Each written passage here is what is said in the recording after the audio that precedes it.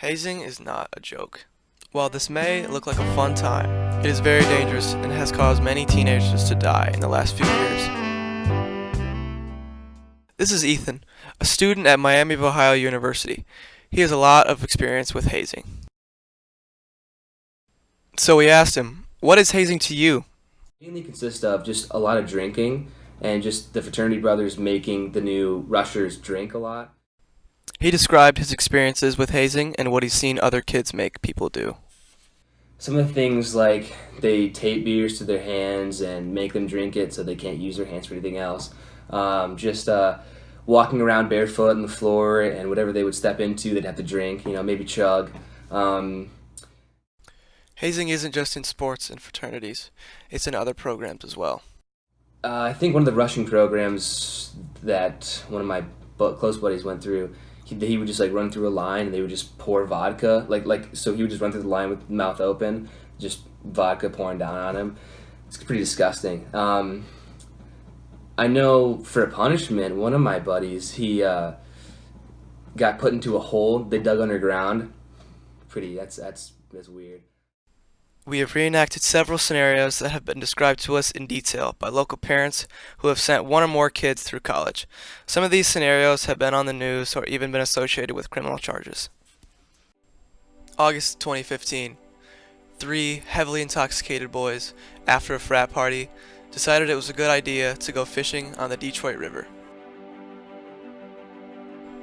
With hazing on the mind, 2 of the boys suggested that one of them go climb the tree. Little did they know that this decision would change the boys' lives forever.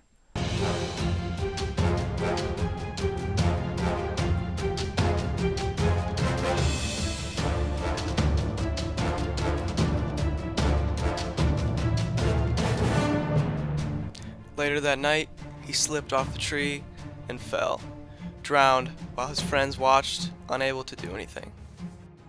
October 2017. A freshman attempting to join a fraternity for college.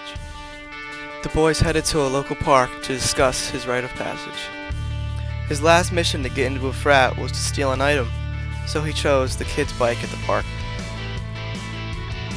After minutes of discussing the act of stealing, he came to a conclusion.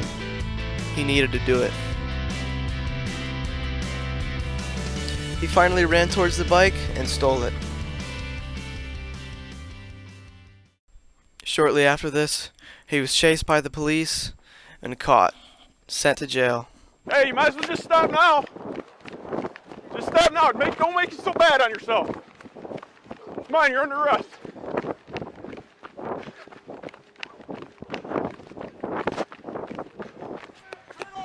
After he was caught, he was sentenced to jail for 5 years, ruining his college career. Here are some facts about hazing.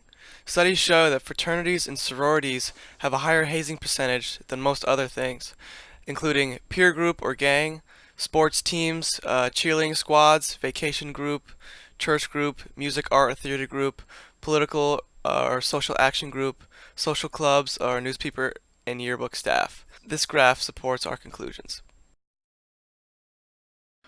Most of the time, the reasoning behind hazing is unknown, so we looked into it. We found that most of the time people said it was fun and exciting and they felt closer to a group. People also said that I got to prove myself, they just went along with it, and I was scared to say no. Others said that they wanted revenge, they didn't know what was happening, and another reason was that adults do it too.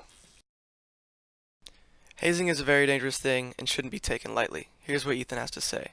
I don't know, but it's bad, and hazing can happen not only in fraternities or sororities, but in literally any club.